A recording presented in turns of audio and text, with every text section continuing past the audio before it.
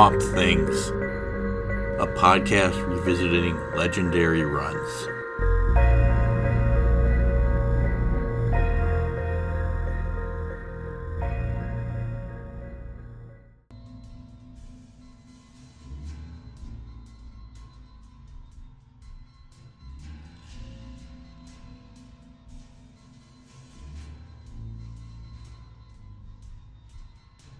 The soulless man was following the voices. He'd taken a car from a startled couple in Beverly Hills and succeeded in driving it into Nevada before his weight had collapsed the undercarriage. 3 days of confusion in the desert ended when the voice had led him to a train track where he'd hopped an eastbound freight. He had derailed it in a rage outside of Gotham when the voice reminded him that his skin was no longer chalky white. He was turning green. He was angry and frustrated. And yes, he was afraid. So the soulless man had followed the voice home. 50 years of entombment in this bog had left his memories vague, like dimly lit scenes from a bad horror movie. Unfocused images flickering across the screen of a mind left slow and punchy by 1,000 vicious slugfests. A name kept repeating itself. Jade. He liked Jade. Or was it Gold? He liked Gold, too. Cyrus Gold. Who was Cyrus Gold? The voice knew. And the voice would have to tell. If the voice would not listen to reason argument, then he would make it tell. When the soulless man finally met the voice, he felt what for years had lay hidden beneath the tight abdominal knot of his own anger. It was the empty place, the vacuum howling behind his heart, the void that, to a disembodied spirit, possessed all the gravity of a thirsty black hole. And that's how Solomon Grundy found his soul.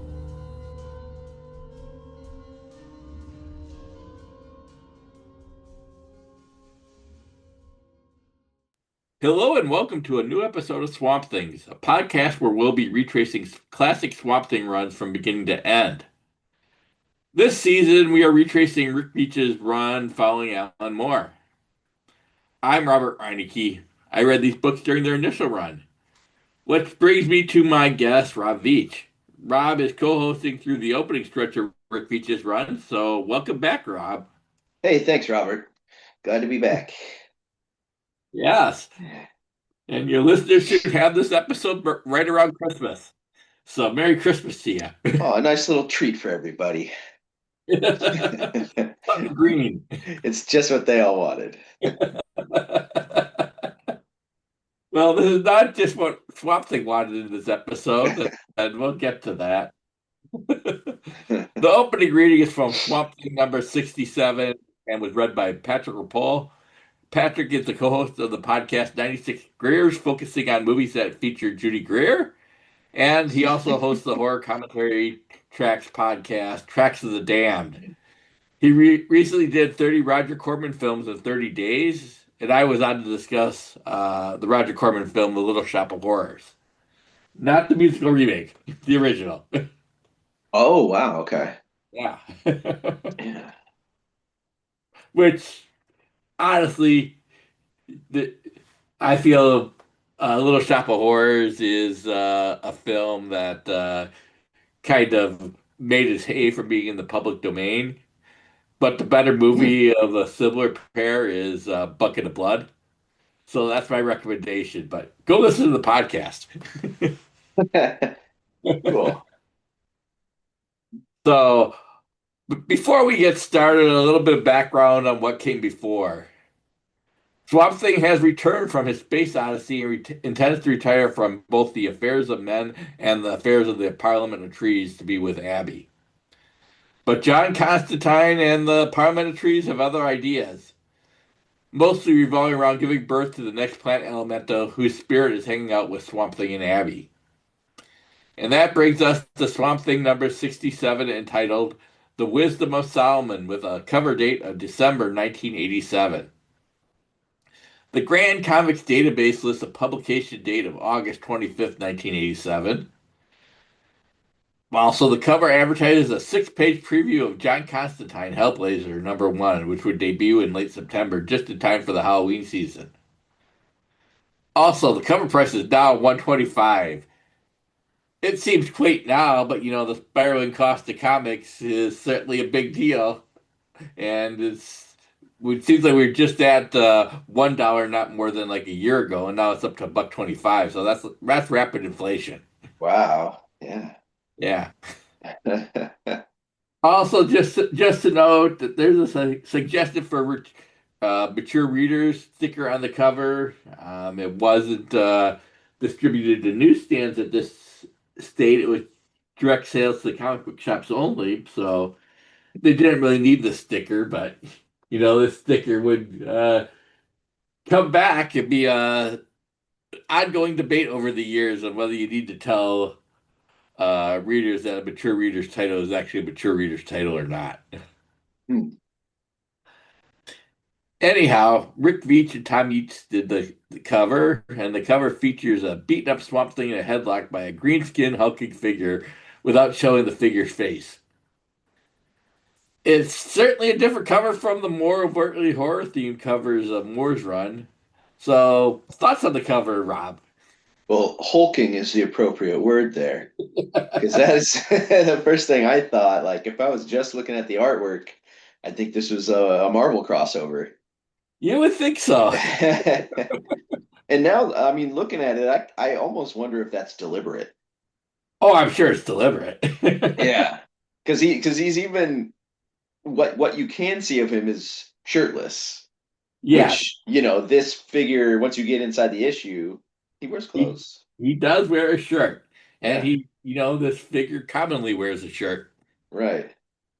Yeah, Yeah, this image is also making me think of just like the human elements mixed in with the Swamp Thing's plant physiology, with like the white teeth, couple of them knocked out, yes. got the tear running down his face. He certainly looks beaten up. Yeah, And yeah, he certainly looks small and beaten up and human in this cover. Although, this is certainly he's looking weak and in this cover. Weak and yeah. beat, which I mean I guess is appropriate for the issue. Hmm. I mean, I won't say it's my favorite cover, and I prefer the more horror themed covers, but I kind of like these. I find this one memorable, and I feel that it's kind of playing on superheroes, and Rick Veitch didn't necessarily throw up barriers between this being strictly a horror title and superhero title. He kind of mixed and matched as he felt. At least that's how Yeah. I feel about it. So I think it's appropriate for his run, Hmm. but I much prefer the more horror themed covers. Yeah. Well, I was thinking like if if this was a more humanoid character, this would be a gory cover. It would be. He's got these little plant tendrils hanging off of his face like they've been torn loose, and there's liquids, various liquids splattered around here. Yeah, one Yeah. eye is basically shut because of bruising, I figure. Yeah. Basically has a black eye, and it even looks like that socket is kind of drooping. Yeah. So it might be he's certainly beaten up. Yeah. Yeah, if you put a human on there, I think it would definitely be a horror title. Hmm. It would definitely be EC-esque. Yeah. But yeah, that's my thoughts. So let's kind of jump inside here. Um, I will say it's nice to see that Veach and Yates are both credited on the cover itself. Hmm. You can clearly read their names at the bottom, so that's good. Yeah. I like it when I don't have to guess who worked on it. Yeah. It is fun sometimes to look for the signature like hidden in the inks, but it's also nice to just look right there and be like, oh yeah, Beach and Yates did this one. Yes. I mean, Simonson probably has the best cover signature Mm, with that little dinosaur he has. yeah. His name. I mean, Kubert's easy to find, DeParo's easy to find usually, but Holland's easy to find, but Some others is a little tougher to say for sure. Yeah. Anyhow, let's get inside, and we are talking about a dated thing that no longer exists, which is the video store. Yeah. Few and far between. Few and far between. Uh, Yeah. Certainly those that carry VHS tapes. Oh I yeah. mean, is Scarecrow Video still around in It Seattle? sure is. I was just thinking of Scarecrow video because I did. I mean, we'll still go there to rent or buy stuff on occasion. Yeah, great place. They have the one movie I'm in. There is a DVD copy there. Ooh, Um, they have what I went there for last time was a couple movies that have not been streaming anywhere since they've been on my radar for the last few years, which was Something Wicked This Way Comes. which is Uh, finally been cured. oh, is it available It's now? now on Disney Plus. Yeah, okay. I think I did see it went up like, a month or two after I Just, rented it. just right in time for Halloween on October 1st. Yeah. I've Yeah. been complaining about that for a long time now. Yeah. Andy DiGenovo will bear witness to that. Nice. Yeah. Yeah, that was a fun one. And something I had never seen when I was a kid either. Like only read about it in more recent years. Yeah, and Yeah, then the other was Near Dark. that was. I'm surprised that one's. I've seen that on video, but yeah, that's one you want to seek out too. Yeah. Watcher in the Woods is the other rare Disney one that seems to Ooh. have disappeared into a hole. Okay, yeah. Yeah, pretty sure I haven't seen that one either.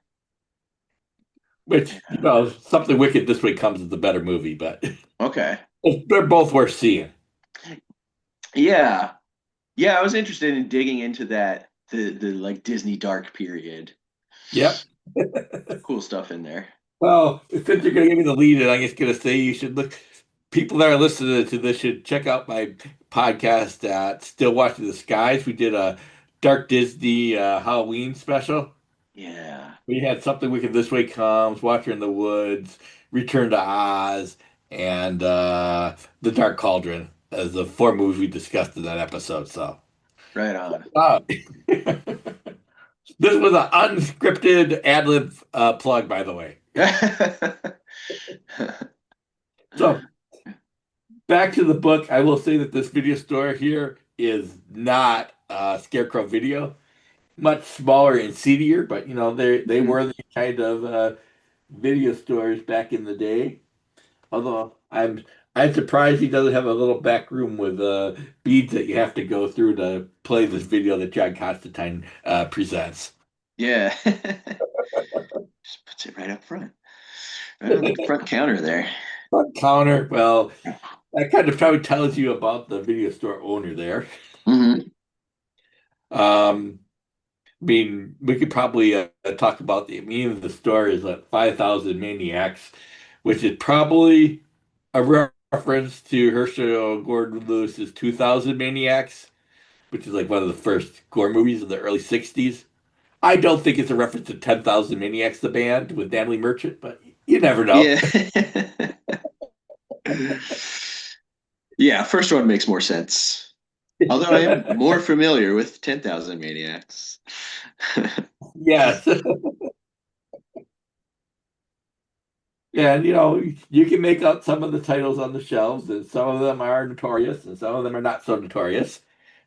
I mean, they make a reference to the 1983 Swamp Thing movie here, and Adrian Barbeau, Yeah. basically, and they kind of hint that they're going to make a sequel to it, and the Return of Swamp Thing would come out in 1989, so less than 2 years, so they were probably talking about it at this point, but I That's yeah. that's really interesting. Is this the first instance you could think of them in this series kind of breaking a fourth wall like that? Maybe breaking the fourth wall isn't the term, but like Yeah, I know, but kind of hinting, yeah. like referencing its own fiction in the real world.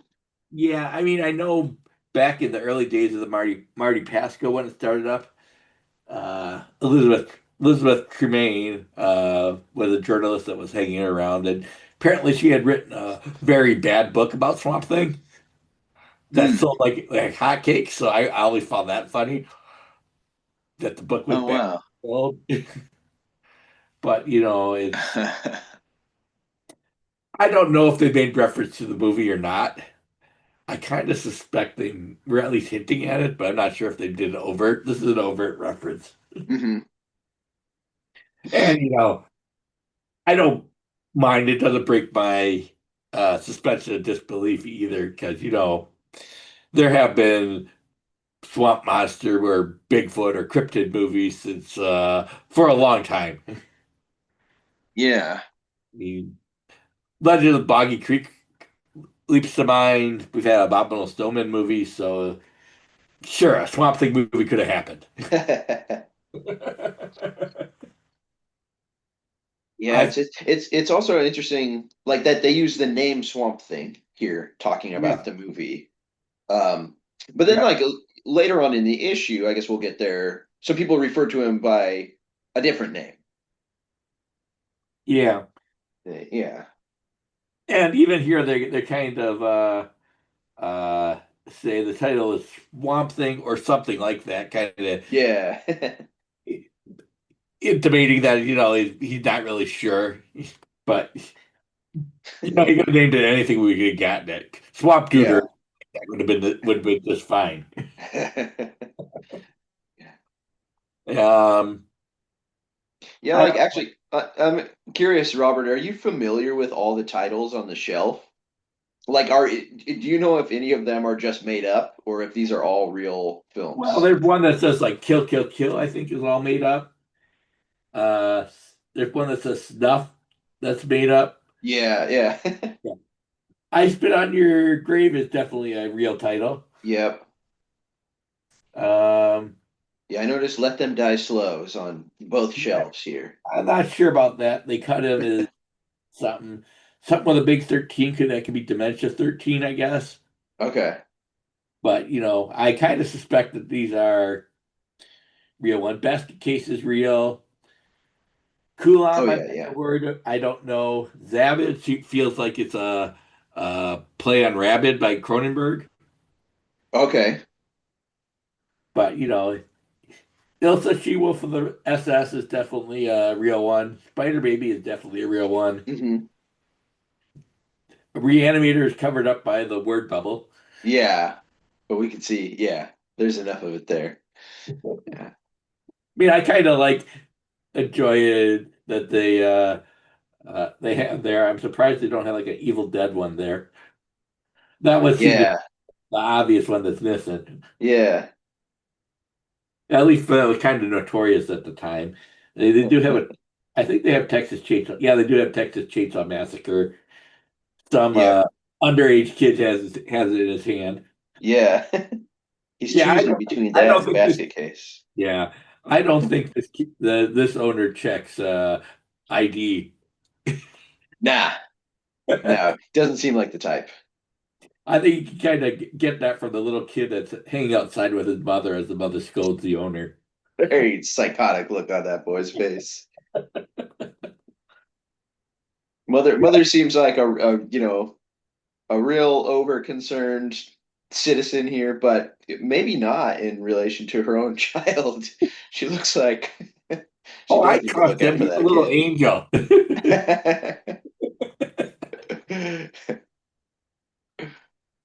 Yeah. It's all somebody else's fault, not my fault for raising him to not Yeah. have restraint. Yeah.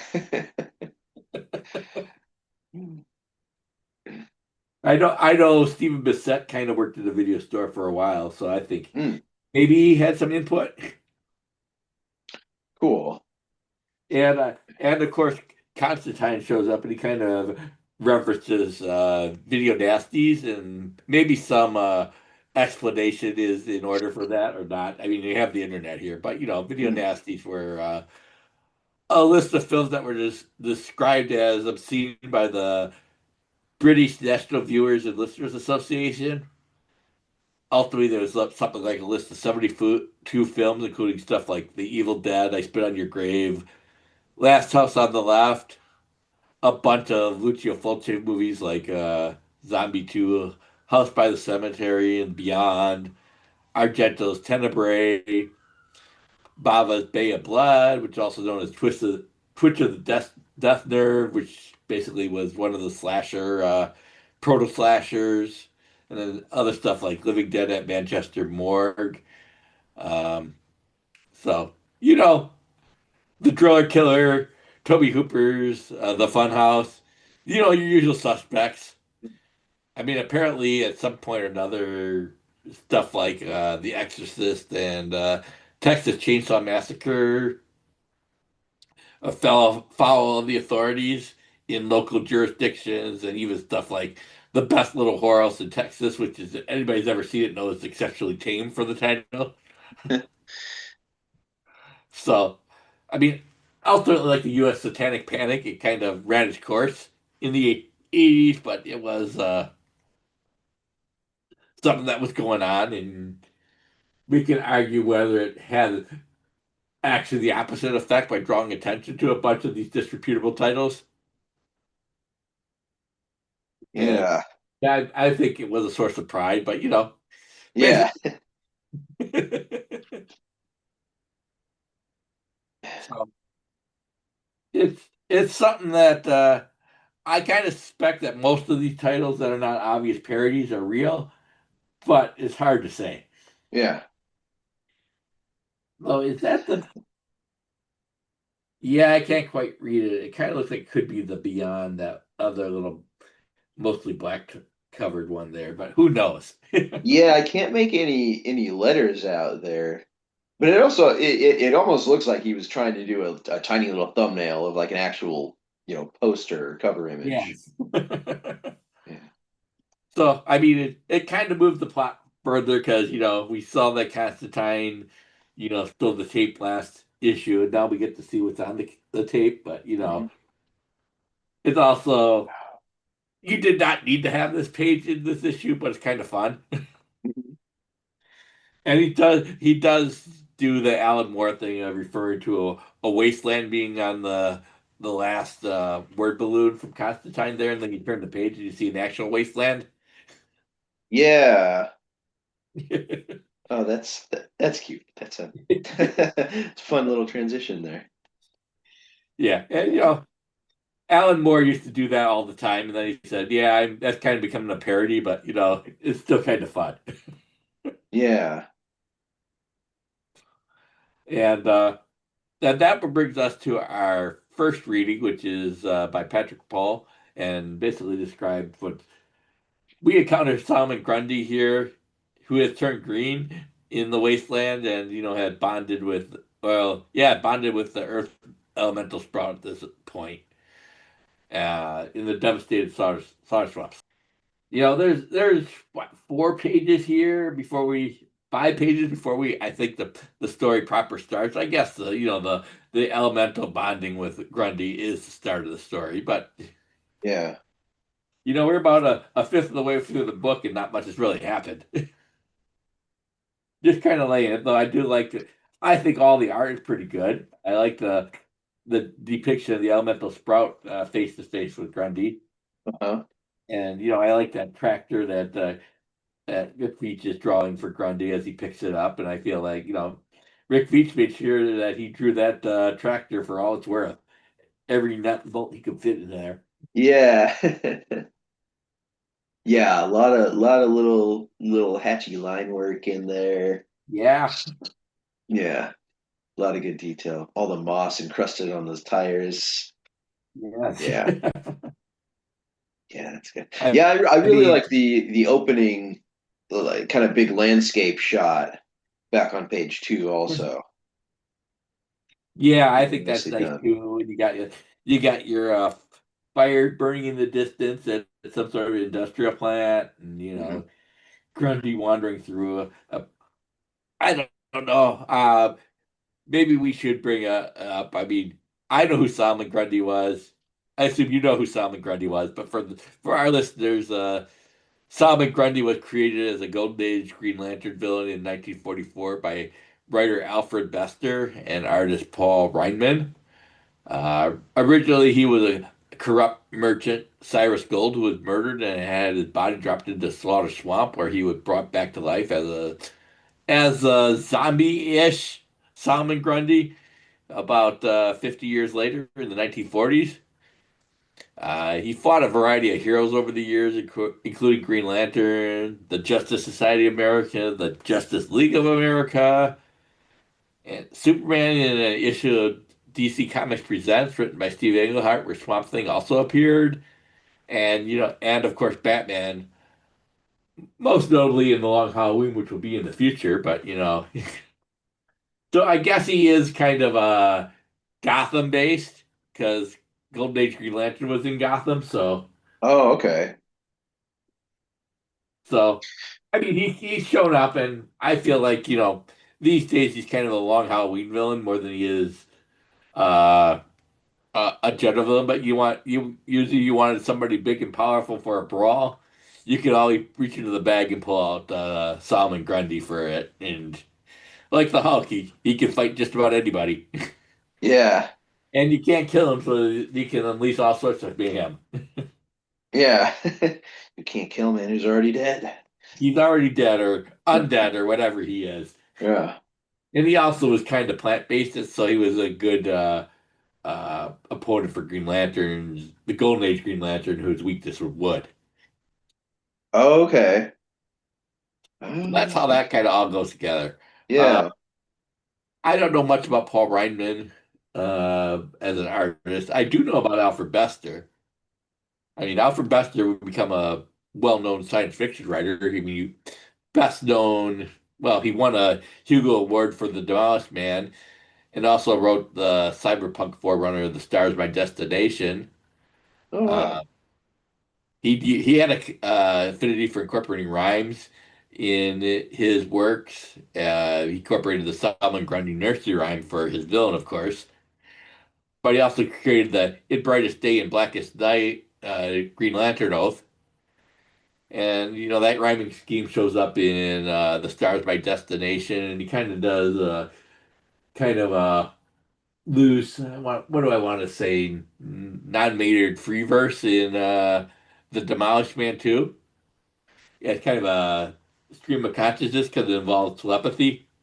So you have that thing going on.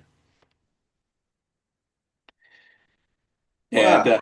yeah, then we have some background. I will say readers at the time, unless they were like me, probably had no idea that Solomon Grundy was going to go from Infinity Inc. To Swamp Thing, unless you were reading it at the time. And I mean, I don't know how much the fan base overlapped, but it is included briefly in this collected edition now. So that's nice that they have that little JSA connection or Infinity Inc. connection pages. I don't know if it adds a whole lot, but it's there. I mean, I guess the thing that Roy Thomas, who was writing Infinity Inc. at the time, had okay, well, Solomon Grundy is the enemy of Green Lantern, but he's friends with Jade, who is the daughter of Green Lantern, so we have that kind of little mixed up complication going on. Oh, So when he mentions Jade in this issue, that's what Rick Veatch is referring to. oh, wow. Oh, it is just a single page. Okay, yeah, I'm looking at it back because I have that collection. I didn't even notice this Infinity Inc. page here. Yeah. I'm not familiar with that title. Yeah, that would basically, that was basically the pre-crisis to post-crisis thing. Infinity Inc. was like, okay, these are the sons and daughters of the Justice Society who became heroes. So they're kind of like the Earth 2 equivalent of the Teen Titans. Okay. So Huh. that's it. Then they came to, all mashed together following Crisis. So they're now on the same Earth, and Solomon Grundy's on the same Earth. So Hmm. that's the long and short of it. Mostly the Yeah. short. Reader's Digest version of it. Yeah. For people who know what Cool. Reader's Digest actually is. Yeah, I suppose that's a That's a dated that reference. might fly over the heads of the younger generation now. I'm surprised I actually know, but I'm actually kind of surprised that it was a thing because like, why don't you just buy the regular book?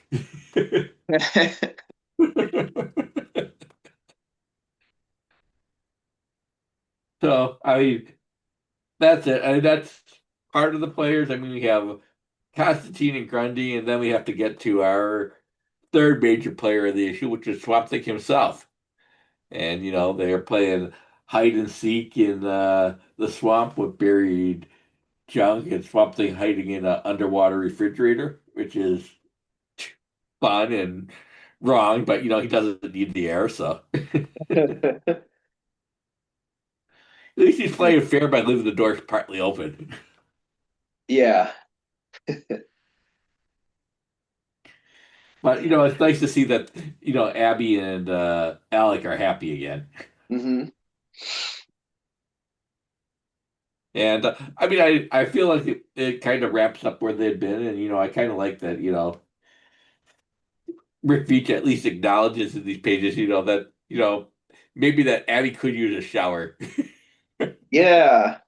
I'm looking at like it's pretty cool. She's becoming a little mermaid, just very at home, swimming through this water. And it's rendered like, there's you got a lot of detail. It's you can see, yeah, that refrigerator, there's a car down there. Mhm. You got some fish swimming through and all that. But yeah, I'm thinking like this is a swamp. I don't think that water would be real nice to swim through to open your eyes down there. Admittedly, though, it's probably a swamp and not a industrial dumping ground, so it's probably not. It probably is not too nasty, and Yeah. I figure Swamp Thing is probably doing something to at least kind of filter the water in his neck of the woods Hmm. to accommodate Abby, but doesn't need to be said. And I feel you do get a really good look at Alfredo Alcala's inking on these pages because I feel that he has his own distinct inking style, or he had, and it's you can tell that it's who is the inker, and I like that. I mean, he doesn't overpower Rick Veitch's pencils because you can see the same penciler that did the cover did the pages, but I Yeah. feel like there is a different flavor for it. Yeah. Or if you see Rick Veitch by himself, you can see that they're the same. You can see that he is a strong penciler. I don't think he's a loose penciler, and lets the inker fill in a lot of stuff. Yeah. Or he has a. I feel like the finished pages are basically the pencils because you probably don't get that just from one page at a time. But I feel like it's there again, and then I feel like there's more parallel action, and if he done the Alan Moore trick of going from a wasteland to a wasteland, Hmm. verbally to physically. This trick, uh, Rick Beach does a kind of we see Abby diving into the water and then Swamp Thing diving into the green, kind of physically and metaphysically. Right. It's a visual link, so I like that. Yeah.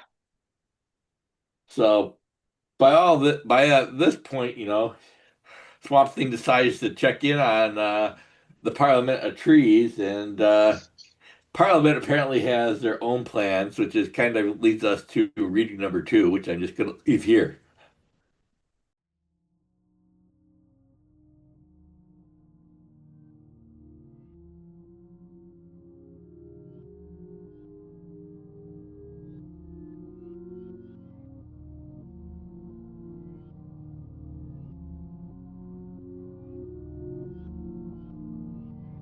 We feel him from the first moment he cuts through the tranquil surface of the green. He invades our domain with the impunity of youth possessed by power it shall never understand. Once we could have cast him out like so much flotsam and driftwood. Now it is all we can do to protect our most secret thoughts from him. He has traveled far, this swamp thing, and grappled with mysteries that we in the underwood have long pondered. He has walked through the groves of heaven and battled his way through the festering badlands of hell. He has blithely conquered the wilderness of stars beyond Mother Earth herself. All hail our greatest failure. All hail the renegade branch of our family tree. Once we thought him dead, so the soil of the mother was tilled and the sacred seed planted. But when new life emerged, old life had returned, stumping us with a problem most naughty. The wood knows, one must die, or the tree of life may wither. The wood knows, the tree of knowledge is incomplete without his experience. The wood knows what must be done. He asks for our help, the timbre of his voice conciliatory. He is sorry that he could not do our bidding and nip the new life in the bud. He is sure that under his guidance the new life will grow straight and tall and avoid any catastrophe. His arguments are well thought out, almost eloquent. The wood listens, and the mind, silent until now, lets slip a sliver of thought. Slaughter swamp! Rising, he thanks us. Still too much like the sapling to understand the flaws in his reasoning. Still too much the human to see the forest for the trees.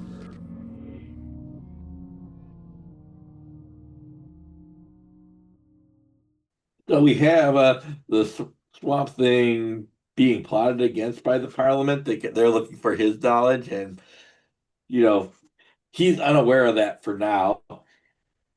Too human to see the forest for the trees, I guess, is the language they use. I do note that Man Thing is present in the Parliament, Yep. and Back. I do like that there's a shift of the uh, point of view from Swamp Thing to the collective Parliament. We see what's going on because for most part, Alan Moore kind of kept it from Swamp Thing's point of view for the Parliament. So I feel like this is the first time we ever got a look at the inner workings of the Parliament here, and that they're their own set of characters with their own agenda. Right. And they are Rick Veatch is, has his own plays with this. They you know, seeing the forest for the trees is a pun. Hmm. Um, there's some others here. There is they use But timber with like the spelling referring to wood, but the use is like the timbre of his voice okay. is in here also. Yeah, I mean, I feel like, Rick Veitch is taking this seriously, but not too seriously. Hmm. And I also feel like, Rick Veitch kind of enjoys these things to just not let the body go and kind of do whatever free association he thinks of. I think I mentioned he had his Roaring Rick's Rarebit Fiends in the 90s, which is about 1920 issues from King Hill Press, which is basically a comic book about dreams, basically. He would Yeah. take a dream and turn it into a comic, and there were some wild dreams in there. So this is something that he would like to do, and he would continue it outside the confines of Swamp Thing or corporate comics. But this Yeah. is kind of a preview of that. Yeah, Nice. yeah, Yeah, I really dig all the faces. The this big splash of the Parliament here. yeah. Yeah. We're just Swamp Thing just kind of floating there and diving or rising or not quite sure which direction he's diving in sometimes. Yeah, that's it's kind of interesting. They keep us mostly like right side up relative to Swamp Thing's point of view. Um, until these last three panels where they kind of flip us seemingly to like a looking up from below view. Uh-huh. Which I Yeah. think is probably a good trick to kind of put us in the mind that the Parliament has the upper hand here. But Yeah. Swamp Thing is kind of tiny compared to the vastness of the Parliament, and maybe not aware of the games that they're playing Hmm. or the chessboard. Well, maybe not a chessboard, but the larger things that are going on here and Swamp Thing's walking into it. Yeah. Then we get back to see what Abby is up to, which is it's they've been in the swamp for a long time, and I feel like they're kind of reconnecting Abby to the human world or the village world or the village of Huma or the city of Huma, whatever it is. Yeah. Town, village, city. It's not a big city, whatever it is. Yeah. But it introduces the Cajun Gene Labastry. I guess I'll try that for pronunciation. Sure. Yeah, I wasn't sure reading that name either. Labastry, Labastry. Yeah. I feel like I would get it very easily if I heard it, but I don't Mhm. I don't claim that I do speak French, let alone Cajun. But Yeah. I feel like Gene Lavastrie was introduced in Alan Moore's final issue, but I feel he's more like a stand-in for Alan Moore himself in that issue. And now I Okay. feel like he kind of developing him into a recurring character, and he's expanding his supporting cast by having somebody local that has his own point of view. Yeah. And Yeah, we that's have some continuing characters that are brought over from the annual, which I was not expecting. Well, I was oh. expecting, but when I read it first time, was not expecting. I thought they'd be one and done, but here we have Roy Yeah. Ray, detective, and his assistant. I don't know if you give him a name, but I know Lipschitz is his assistant's last name, and I feel that last name is clearly intended for humorous value. And I feel like they all are kind of uh, the joke is that these big city folks who think they're uh, pulling the wool over on this country folk are actually don't know what is actually going on while the country folk do. Right. Yeah, Labastry just playing along there. Playing dumb. Yeah. Although I do like, when he's talking about, you kind of see that, nature is kind of out of whack near the plant elemental with the giant fruit and vegetables that they've harvested. That adds Right. fun. Yeah, it's Yeah, I kind of wondered if like seeing that if he actually had like more of a direct relationship with Swamp Thing, or well, if it's just yeah, I don't think just at this him point, but seeing the benefits. yeah. But I mean, the benefits is not like Swamp Thing needs these fruits and vegetables. Hmm. He just needs Right. carbon dioxide and sunlight and maybe some nutrients. Yeah. Maybe Abby does, but Abby's. I feel like one of those giant strawberries would be enough for Abby. Yeah. Yeah. Oh yeah, she's just leaning against it like a throw pillow there. Yeah. Although it kind of disappears when you have the other establishing shot of the skiff, but it's Hmm. there. Yeah. I So guess limit the color use in those wider shots. yeah, and Yeah. it's kind of there, and maybe it's just laying low in the skiff, and you can't really see it when you look at it from the wrong angle. Hmm. Although you feel like Roy Raymond would be able to notice it. Yeah. At least getting it, but not really looking there either. Right. Other things on his mind. Other things on his mind other than what's right in front of his nose, although Yeah. Yeah, I like how admittedly, I have read a couple of Roy Raymond stories and reprints. oh, okay. And he is a sharp detective, but so you would think he'd be observant, but Yeah. I guess fame clouds your perception. Yeah. Um, yeah, I like back to, Abby's comfortability in the swamp. I like that she doesn't get up and take a walk over to the marina. She just dives in and yeah, just swims over there like a little aquatic being. And she's not even up at the surface either. She's like Yeah. down at the bottom. Yeah, Yeah. I like it. I don't I don't know if this is a good idea considering that it's well established in swamp things that there are alligators in the swamp. Mm, yeah. Oh yeah. Maybe not your best choice, but Oh, wow. Good point. yeah. And again, who knows? I mean, alligators do tend to hunt at the surface, right? It could be, and Maybe just cruising by below. Abby is kind of part of the swamp now, so maybe that's the idea. Maybe she's well aware of them or knows Yeah. where they hang out and where they don't. Yeah.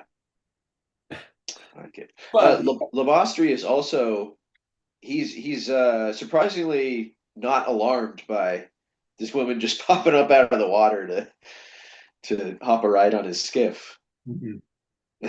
So I feel like he's seen her before, Yeah, so he knows who she is. I mean, you see Abby in her hair, you know who Abby is. right. Yeah. But it is. I would agree, but it's so that maybe it doesn't need explanation, and maybe that is because he clearly knows who the Swamp Thing is, and yeah, Oh yeah, where was it? It's here. Oh yeah, where what Raymond says. We're trying to locate this monster. I think people refer to him as the good gumbo man. yeah. So that's from Elmworth's final issue, and the Lebestri does say, "I hope every all is well with the Gumbo Man and yourself." So he Yeah. knows who Abby is. Yeah. But yeah, it's almost yeah, kind of separating Swamp Thing as like the media title for the character. Yes, Yeah. I mean, I feel Alec is the best name you can have. Sure. That's what he calls himself, or let's Abby call him anyhow. Hmm. And media title is Swamp Thing, which is fine, and Good Gumbo Man is fine too. But Alec is Alec. Yeah. If Very he has to Spencer have a name, I Banks. guess Alex is the closest he's going to come up with. Yeah. I mean, I generally refer to him as Alec, but Swamp Thing works too. Yeah. Good Gumbo Man works too, but it's kind of a mouthful. Yeah. Little wordy. Yeah. Two syllables are better than three or four. How well do you think the title would have sold if it was just called Good Gumbo Man all along? The thrilling new It sounds horror like debut of 1974. Good Gumbo Man. it sounds like a Japanese manga title, though. Yeah. I wonder if you tried that as a reprint of the title in Japan under that name, how it would do. I think you do all right. Yeah. I like gumbo. Yeah. Sounds like a good guy. Yeah. But anyhow, we continue on this lighthearted tone for another page here, because then we get to Swamp Thing arriving at Slaughter Swamp and Logger trying to cut down some trees, Hmm. only to be interrupted by Swamp Thing. I mean, I feel like he has some 80s problems here, wondering what he's going to do with his money. It includes Yeah. stuff like a RV or a VCR or you know Yeah. Satellite dish. Yeah. yeah. or a ski-doo with an AM/FM stereo, a snowmobile Yeah. radio. Ooh, that's. I don't know if you even be able to hear a radio while you're out on a snowmobile, but Yeah. that's 80s problems. Yeah. It's also kind of, kind of dates the book in another way because this is the 80s. Now we're not talking about Wi-Fi and Bluetooth. Heck, Right. we're talking about AM/FM radio, Hmm. not even satellite radio. Yeah. Yeah, that is it's specifically like calling out AM FM is Yes, makes it very dated. both AM and FM. Ooh. Yeah. I mean, I've always had AM and FM radio, but Yeah. Yeah, I don't know if I've ever had a device that only did one or the other. no, I don't think so. I mean, Yeah. I know AM radio was common for a while. Hmm. It was just AM, and then FM came out a little later. Yeah.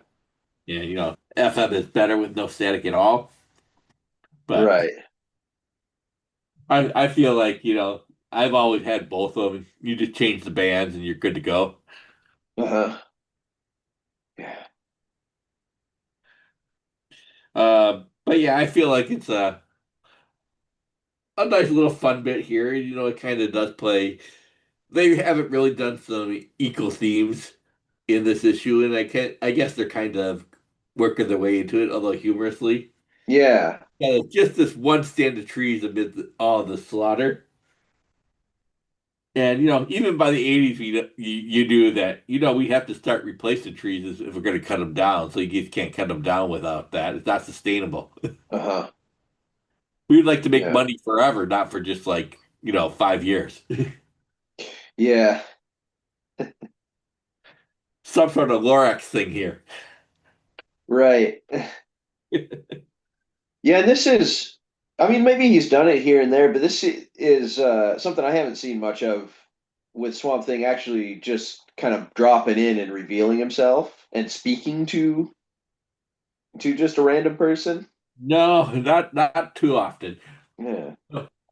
Certainly not under Moore, but Moore was kind of like, we're gonna be horror. Swamp Thing's gonna show up, unless you're like a little child or innocent. You're gonna run away and screaming in terror. Yeah.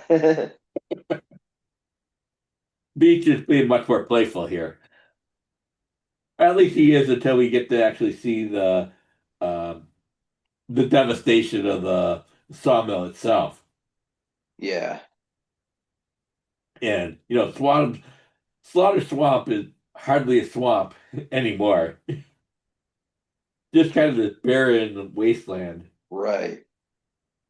There's not much moisture left Not in these hills. Yeah. much of anything left. No. I mean, there is the remain of the Cyrus Gold house, and I admit I'm not that familiar with Solomon Grundy's origin, other than I know that he was some kind of miser, and he was murdered and then came back. But being a miser is not uh, necessarily what I think about. I just think of Solomon Grundy as kind of this mindless thing. Yeah. Maybe not mindless, but easily irritated and prone to violence. Yeah. And then we get his appearance, and I like how that Veatch uses a nice long tall individual panel to introduce Grundy. Hmm. I feel that's a nice way to almost kind of Frankenstein in its manner there. Although Frankenstein, I feel like it would have his shirt tucked in, unlike Grundy. But Yeah. that is Grundy, other than being green, and it's very surprising to see him be kind of all pleasant and happy to see Swamp Thing at first. until he's not. Right. And there's a very split personality go. Yeah, I'm not used to Grundy having like a full handle on speech Yeah, like that either. he's very Hulk-like. Yeah. And I feel like kind of like the modern way to do them from the long Halloween is basically keep them basically uh almost silent. Hmm. Here he has a nice long speech and all chatty and everything. Yeah. So apparently we have, the Sprout is the friendly one and Grundy himself is the unfriendly one. Yeah. Um, and then they basically, two characters meet, they have to start fighting. That's the comic book rule, right? Yeah. I mean, especially two, giant, giant muscly characters like this. That can't actually really die themselves. Yeah. Violence is a natural ingredient of these people. Yeah. Grundy must smash. He says it right there. He's Yes. got no choice. They're very much pulling from the Hulk at this point, aren't they? Yeah. I mean, Grundy is kind of halfway between Swamp Thing and the Hulk in many ways. Hmm. So I Yeah. get it. And it's been a long time since we've seen Swamp Thing get beat up. Uh, Yeah. I can't think of the last time he's had a purely physical confrontation with anybody. Hmm. I mean, Batman in the Garden of Earthly Delights came at him with the defoliant and stuff, but Right, right. that didn't work out too well for Batman. No, is it, I think that's the scene I'm thinking of where Swamp Thing then reforms as like multiple bodies and just comes and beats Batman down. That's exactly it. Yeah. Which probably is an idea that Alan Moore recycled for Dr. Manhattan or, vice versa. Oh yeah, yeah. And I'm trying to think when was the last time he really was in a physical fight before that. I know he fought the werewolf briefly. He fought the vampire monster, underwater vampire monster briefly. But it's like, okay, you got your one blow and I'm gonna reform. Yeah. He went he and Etrigan got in a fight, but there haven't been a whole lot of physical confrontations. At least since War took over. I mean, original Ween and Wrightson run, yeah. Swamp Thing would get in fights. Even with Batman back then. That's Oh like a yeah. constant. But yeah, I mean I feel like something's going on that Swamp Thing's not being able to reform here, and I feel like you kind of they don't really say that the Parliament is messing with him, but the Parliament is messing with him. I think it's kind of what we get by the end of the end of the issue, and I like the jagged panels that Rick Veatch is using. They're not little neat squares. They're kind of Right. so Yeah, like each panel is just sort of withering and tearing away yeah. as you read down the page. Yeah. And I Yeah, think that's that's cool. neat. I mean, and I feel like it kind of even reflects Swamp Thing's point of view too, because it's like Hmm. here's a shot at Grundy, here's where he's trying to sync his vibrations, here's another little snatch of an image of Grundy, another shot, so kind of alternating like that, where he can't really reform until he's just like a little beaten husk. Yeah.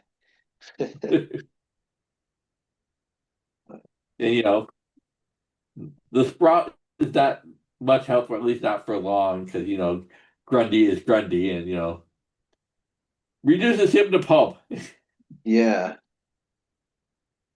And I Liter like that image too, actually, of the pulp that he gets into. Yeah, I haven't seen, when as he's I said, I just haven't seen something this beaten in a long time.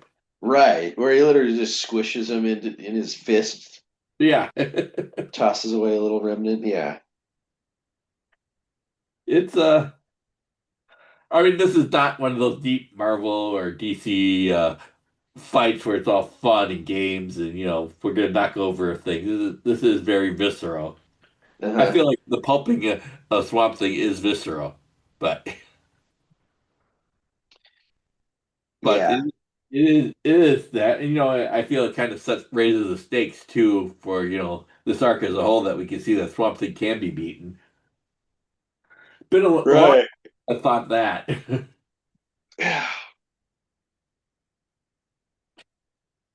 And that will bring us to reading three, which is basically, the what Grundy decides to do.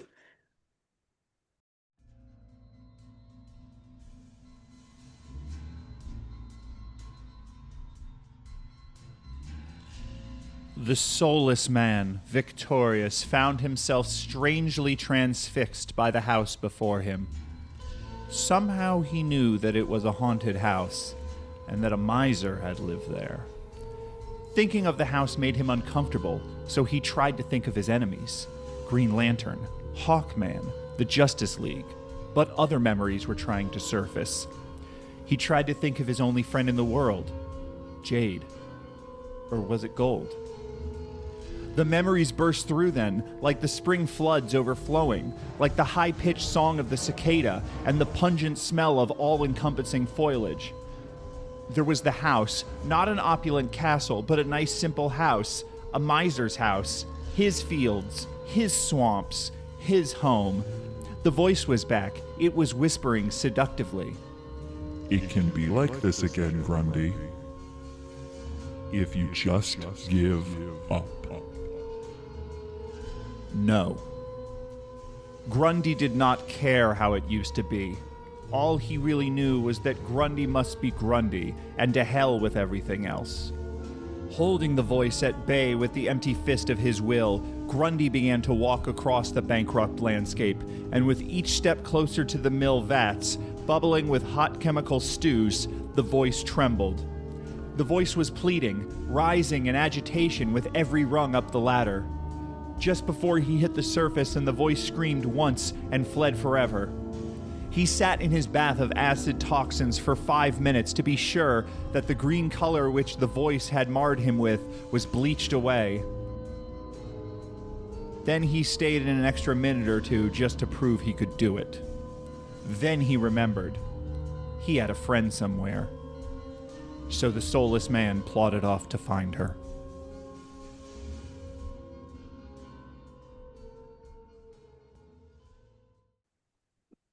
And Grundy kind of reimagines his old home, and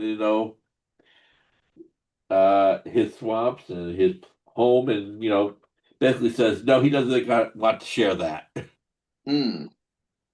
Or he's being spiteful. I think spite is one of Grundy's defining characteristics. Yeah. He doesn't want to share. He's not going to share because he was a miser. So he could have dried the sprout out, and I like the jumping into the toxic chemicals, driving the sprout out, and just staying Right. an extra minute or two just to be sure, Uh-huh. just because he could. Just because I can. Yeah. Yeah,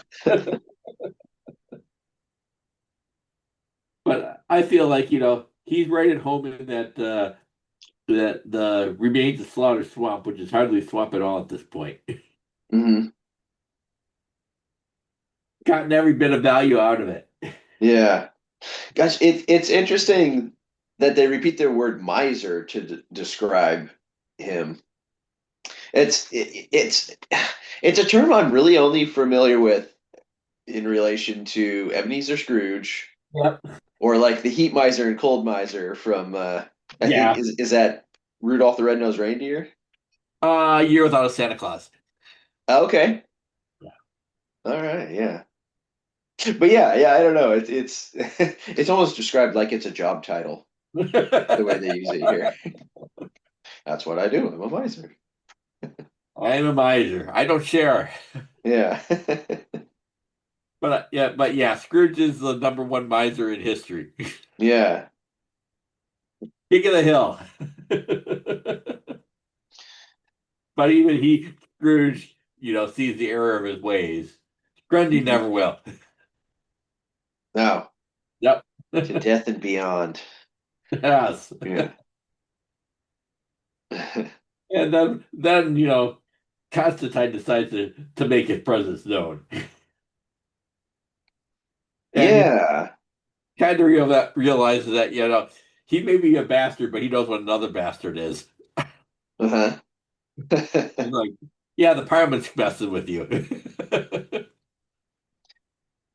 Yeah. kind of gives Swamp Thing some hints, although I don't think we're supposed to get what he's hinting at on how Swamp Thing's supposed to fight him. But Hmm. that is Constantine. He always has to have the upper hand. Yeah. Even if it's with the reader, who I feel he kind of does break the fourth wall with, you know, he asks thinking heat. I don't know who he's asking to other than the reader. Right. Yeah, yeah, yeah. That is, yeah. He kind of talking to himself, but he is walking away, yeah, facing us there. Yeah. But I feel like Constantine probably is aware that other people are reading him, and he likes to show off. But who cares? Hmm. It's Constantine. Yeah. I Yeah, do, I I do know. like him Yeah. pulling out that tuber to revive Swamp Thing. 'Cause I Hmm. remember him taking that at the end of the issue, like a few issues back, Yeah. and kind of assumed he had, his own ulterior motives for what he planned to do with that, and maybe he did, as he says here, like I could have fetched a, what does he say? Well, he fetched some information from Woodrow with it, and Okay, right. Oh, right, right, fetched right. some Yeah, money yeah, from a yeah. pharmaceutical. I'm sure somebody would have paid him good money for a hallucinogen like that. Yeah.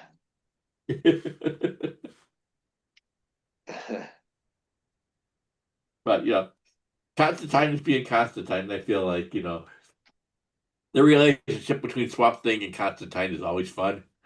Hmm. Even with if Swamp Thing is being a little thick here.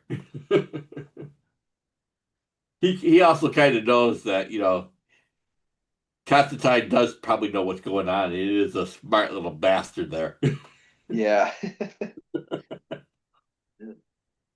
I do note that they are kind of working on their cross continuity here because, Hmm. Constantine does reference he's going back to London just in time for Hellblazer #1, apparently. Right. Just in Even time for though, the preview at the end of this issue. yes. Yeah. Even if we do see that, how things actually line up are a little different based on how they are in the volume. Hmm. Because we're getting like issues like 4 and 5 or 3 and 4, something like that, rather than issue one. Okay. It's still what issue? 4 and 5, yeah. Yeah, we start off with issues 4 and 5 of Hellblazer before we get into Swamp Thing in this volume, so Right. he'll be going back and forth fairly monthly. Yeah. But yeah. How it lines up exactly doesn't really matter. Yeah. Hellblazer with its own story, Swamp Thing with its own story, but it's fun. Um, and that's basically it. So, do you have some final thoughts? I mean, I know that this is a fairly short read, if you ask me.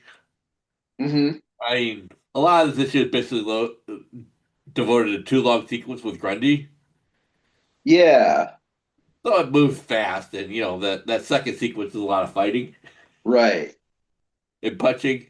Even the first Uh, sequence, it's like lifting up a tractor, and that's it, and wandering around a wasteland. So, but I think it does. If it's not like a destination issue, it kind of points that things aren't going to be easy to find a home for the Sprout, and it is introduced to the Parliament as an adversary for Swamp Thing. So the story is advancing. Stakes are yeah. complications are being inserted, but I mean I don't think anything is really resolved here. Mm-mm. but it's moving forward. Yeah, yeah, this is kind of the first time where we see the sprite sort of making moves on his own Yeah. to find a host. Yeah. So there's not a lot of Abby in this issue. Mm, I mean, man, I kind of feel like, the major things need to happen between Swamp Thing and Abby, or either that or they're separated, and they're not really separated this issue. hmm. They're just off doing their own thing. Yeah. But But yeah, I kind of imagine that, her going back to home, she might be just a check-in for the next few issues while Swamp Thing's off doing other things. Yeah. but it's a fun issue. Hmm. I enjoy, Solomon Grundy as a Hulk stand-in. Yeah. I enjoy the video store little interval. Yeah. I enjoy all the stuff in Slaughter Swamp, so Uh-huh. I think it's enjoyable. Yeah. I think the art's good. Yeah. Yeah, he found several really cool settings just to go nuts with some artwork in this issue. Me, Yeah. some of the fight is a little awkward, but that kind of happens when it looks a little awkward when you one character's just getting pummeled upon. Right. So not a classic, but I find it enjoyable. But Yeah, it's a yeah. good one. Yeah. Next episode or next issue is entitled "Reflections in a Golden Eye." Do you have any thoughts on the title? I don't know what that could be referring to. Well, I know Swamp Thing's eye is golden, but Okay. and I believe there's like a Marlon Brando movie that has the same name, Oh, maybe with Elizabeth Taylor, but I haven't seen that. So okay. other than something might be reflected in Swamp Thing's eye, I don't have any clue. Yeah, Other than the fact that I've read it, 30 years ago, sure. but we'll be back to talk about that um, next month. In the meantime, listeners can subscribe to Swamp Things on iTunes, Stitcher, TuneIn, Spotify, and wherever else you can find podcasts. Also, you can follow Swamp Things on Twitter/X at Swamp Things Pod. Please feel free to send an email at swampthingspod@gmail.com. And if you like what you hear, please leave us a review or rating on iTunes. Thanks for listening. We'll be back soon.